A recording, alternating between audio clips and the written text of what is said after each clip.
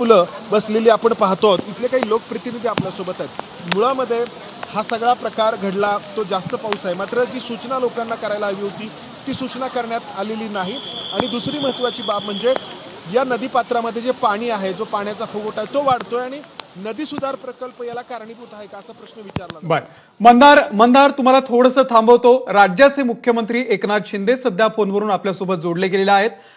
शिंदे साहेब, आपलं स्वागत आहे एबीपी माझामध्ये. पुण्यातली परिस्थिती अत्यंत भयान आहे. आपण काय आवाहन कराल? नाही, मी आता पहिलं अगोदर तर सर्व नागरिकांनी सुरक्षेची काळजी घ्यावी. बर.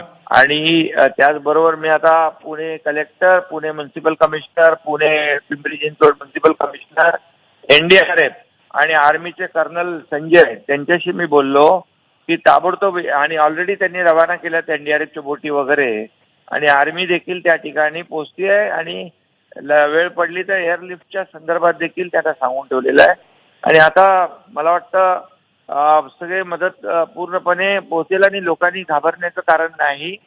सर्व टीम जी आहे शासकीय आणि आर्मी, एअरफोर्स, एनडीआरएफ ही सगळी टीम त्यांच्या दिमतीला आता आहे तिकडे पोहोचते. त्यामुळे त्यांना जो दिलासा आहे रेस्क्यूचा तो मिळेल.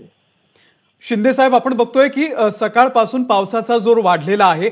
खडकवासल्यामधून आता पाण्याचा विसर्ग जर आणखी वाढला, आणि तो वाढणारच आहे, तर मात्र आणखी परिस्थिती भीषण होऊ शकते. त्या पार्श्वभूमीवरती प्रशासनाला काय आदेश देणार? त्या पार्श्वभूमीवर प्रशासनाला सतर्कतेचे आदेश दिलेत. सुरक्षित स्थळी लोकांना हलवण्याच्या सूचना दिलेल्या आहेत. त्यांची सर्व व्यवस्था करण्याच्या सूचना दिलेल्या आहेत. कुठेही जीवितहानी वितहानी होऊ नये याची काळजी घेण्याच्या सूचना मी दिलेल्या आहेत. आणि मी स्वतः या ठिकाणी परिस्थितीवर लक्ष ठेवून आहे. मी आता अजितदादांशी पण बोललो, ते पण कंट्रोल रूम मध्ये आहेत. आणि यामध्ये तात्काळ कुठे जिथे आवश्यकतेप्रमाणे मदत पोहोचेल. अनेक लोक आता सध्या घरामध्ये अडकून पडलेले आहेत. अनेकांना खायला प्यायला सुद्धा काही नाहीयेत. अशी परिस्थिती ही जर ज्या ठिकाणी आवश्यकता आहे, जिथे जेवणाची व्यवस्था, चहा, बिस्किट, पाणी, जे काय आवश्यकता आहे हे सगळी व्यवस्था करण्याच्या सूचना मी कलेक्टरना दिलेल्या आहेत. निश्चित. राज्याचे मुख्यमंत्री म्हणून, प्रमुख म्हणून तुम्ही या लोकांना सध्या काय आवाहन कराल?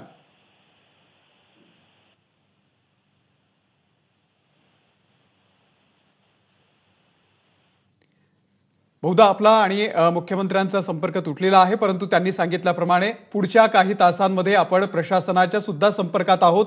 राज्याचे उपमुख्यमंत्री अजित पवार हे सुद्धा कंट्रोल रूम मध्ये आहेत आणि ते सुद्धा